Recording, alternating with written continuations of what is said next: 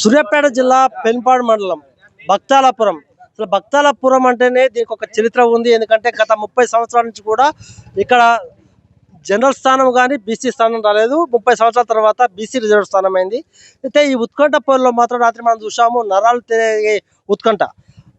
చివరి వరకు కూడా విజయ అవకాశాలు నీకు దక్కుతున్నాయా నాకు దక్కుతున్నాయా అని పెద్ద ఎత్తున కూడా ఎవరైతే కార్యకర్తలు ఉన్నారో కార్యకర్తలు అసలు పెద్ద ఎత్తున కూడా ఉత్కంఠభరితంగా వాళ్ళు ఎదురు చూశారు. చివరకు మనం చూస్తున్నాము, బీఆర్ఎస్ పార్టీ బలపరిచిన బీఆర్ఎస్ పార్టీతో పాటు సిపిఎం బలపరిచిన బీజేపీ అన్ని ఒకే ఒక కాంగ్రెస్ పార్టీ ఏకాకి అయి మిగతా వాళ్ళందరూ కూడా వీళ్ళకు సపోర్ట్ చేశారంటే వీళ్ళ మధ్యన వీళ్ళు ఎంత వ్యక్తిత్వం ఉన్న వాళ్ళని మనం అర్థం చేసుకోవచ్చు. చివరకు ఉత్కంఠభరిత పోరులో ఒకే ఒక ఓటుతో జుట్టుకొండ యమున గణేష్ గారు గెలుపొందడం జరిగింది. వారికి ధన్యవాదాలు మేడం. మీరు విజయం సాధించడం జరిగింది. ఎట్లా చూస్తున్నారు ఈ విజయాన్ని మీరు? చాలా సంతోషంగా ఉన్నాం. అంటే మీరు గ్రామానికి కొన్ని హామీలు ఇచ్చారు, హామీలు ఎట్లా నెరవేరుస్తున్నారు? ఫస్ట్ నుంచి ఒక్కొక్కటి చేసుకుంటూ వస్తూ ఉంటాం, నెరవేరుస్తూ ఉంటాం, అన్ని కంప్లీట్ చేస్తుంటాం. ఓకే, యమున గారు భర్త గణేష్ గారు మన దగ్గర ఉన్నారు. అన్న చెప్పండి, రాత్రి మీరు ఉత్కంఠ పోరు విజయంలో మీరు ఎట్లా చూసారు? అసలు ఎందుకు ఈ ఉత్కంఠ పోరు రావడం కారణం ఏంటి? ముఖ్యంగా భక్తలపుర గ్రామ ప్రజలందరూ కూడా, నా యువతరానికి గ్రామ ప్రజలందరూ కూడా ఈ గెలుపులో ఎవరైతే ప్రత్యక్ష పాత్ర వహించి నా గెలుపు కోసం అహర్నిశలు కష్టపడిన ప్రతి ఒక్కరు కూడా ముందుగా నా యొక్క శుభాకాంక్షలు తెలియజేసుకుంటున్నా. ఈ విజయం నేను ముందల్నే అంచనా వేసిన. నేను ఎప్పుడు 20 సంవత్సరాల నుంచి కూడా నేను ఎప్పుడు ప్రజల్లో ఉన్నా. ఈరోజు అధికారంలో లేకున్నా కానీ నా యొక్క యూత్ అయితేంది, ప్రజలైతేంది, ఈ గ్రామానికి నేనైతే మంచి చేస్తాడని నన్ను ఎన్నుకోవడం జరిగింది. ఈ ఎన్నిక పట్ల నేను ఏమీ పొంగిపోకుండా వాళ్ళు ఏదైతే నమ్మకంతో నాకు ఈ బాధ్యత ఇచ్చిరో ఈ 5 సంవత్సరాలు ప్రతి పేదోడి కష్టంలో పాలుపంచుకుంటూ ప్రతి ఒక్క సంక్షేమాన్ని పేదోడికి అందించే విధంగా పాటుపడతానని మీ అందరి ముందర తెలియజేసుకుంటున్నాను. ముఖ్యంగా మీకు ఈ గ్రామంలో కనపడే సమస్యలు ఏంది, దేని మీద మీరు ఫోకస్ చేయబోతున్నారు? అంతర్గత రోడ్లు కొద్దిగా నాణ్యత లోపం వల్ల అవి మొత్తం కూడా డ్యామేజ్ అయినాయి. తర్వాత తిరుమలగిరి టు భక్తలపురం మధ్యలో ఒకటి కల్వర్ట్, ఒకటి పీత్రి వాగన్ ఒకటి ఉంటుంది, అది కంప్లీట్గా డ్యామేజ్ అయింది. వచ్చే దారిలో కొత్త వారు వస్తే ఆ గుంటలో పడి పెద్ద ప్రమాదం జరిగి ప్రాణాలు పోయే పరిస్థితి కూడా ఉంది. అది ఒకటి నిర్మాణం ఒకటి చేసే కార్యక్రమం ఉంది. తర్వాత రోడ్లు అయితేంది, విద్యుత్ స్తంభాలు అయితేంది, బల్బ్స్ అయితేంది, కోతుల నిర్మూలన అయితేంది, మొత్తం డ్రైనేజ్ వ్యవస్థ అయితేంది, మొత్తం కూడా పాతది కాదు, ఇక కొత్తది మీరు చూడబోతున్నారు. ముఖ్యంగా చెప్పండి, యువత అంటేనే విద్య అంటేనే యువత. ఆ విద్య మీద మీరు ఎలాంటి ఫోకస్ చేయబోతున్నారు? ఈరోజు నేను మేనిఫెస్టోలో ముందర ప్రకటించిన ఏ పేదవానికి కూడా ఆర్థికంగా ఇబ్బందులు కలిగి చదువుకోవడానికి ఇబ్బంది కలిగే పరిస్థితిగా ఉండదు. యమునా గణేష్ సర్పంచ్ ద్వారా మా టీం ద్వారా ప్రత్యేక మా సొంత నిధుల ద్వారా వాళ్ళకి చదువుకునే ఏర్పాటు అయితే మా టీం ద్వారా ఖచ్చితంగా ఉంటుంది. ఇక వారికైతే ఆర్థిక సమస్య అయితే ఉండదు.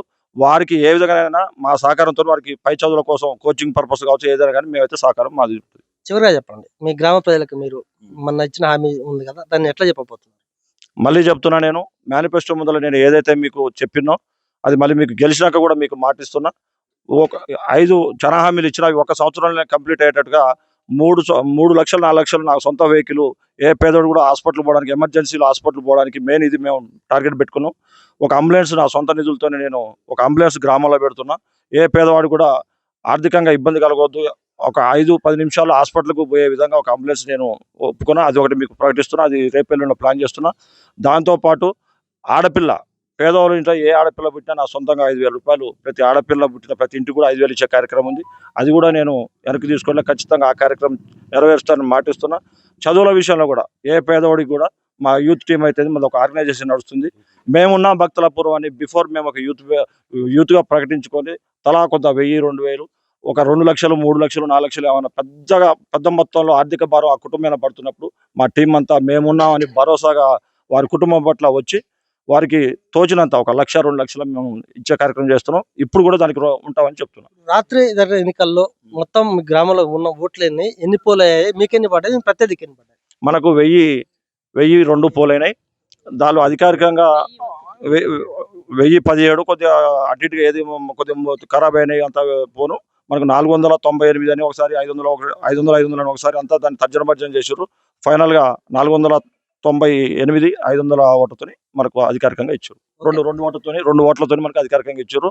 ఈ ఎన్నిక పట్ల ఈ విజయంలో ఎవరైతే నా ముందు నడిచి నాకు ఎవరైతే ఈ విజయాన్ని అందించారో వారందరూ కూడా పేరు పేరున నా తరఫున హృదయపూర్వక నమస్కారాలు తెలియజేస్తున్నాను. ఓకే, మనం చూస్తున్నాం భక్తాలపురంలో మాత్రము ఇక్కడ బీఆర్ఎస్ బలపరిచినటువంటి అభ్యర్థి రాత్రి పెద్ద ఘన విజయం అని చెప్పవచ్చు. ఎందుకంటే గణేష్ యమున గారు ఒకే ఒక ఓటుతో విజయం సాధించడం జరిగింది.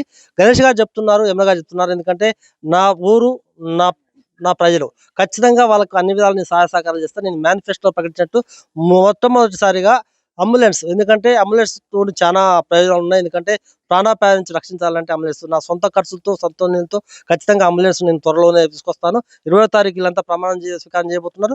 ప్రమాణ స్వీకారం చేసిన తర్వాత ఒక 10-15 రోజులు ఖచ్చితంగా ఈ భక్తాల పురానికి మాత్రం అంబులెన్స్ వస్తుంది. ఎందుకంటే అసలు వాస్తవాన్ని చెప్పాలంటే ఎక్కడ కూడా ఇలాంటి ప్రోగ్రామ్ తీసుకోలేదు. ఎందుకంటే యమున గారు గణేష్ గారు తీసుకున్నారంటే వాళ్ళందరికీ కూడా హ్యాట్సాప్. ఎందుకంటే ప్రాణం దక్కిందంటే వాళ్ళు చాలా మంచి పని చేస్తున్నారు. అంతేకాదు గ్రామంలో ఉన్నటువంటి మౌలిక సదుపాయాల మీద కూడా, విద్య మీద కూడా అన్ని విధాలుగా నేను కృషి చేస్తాను.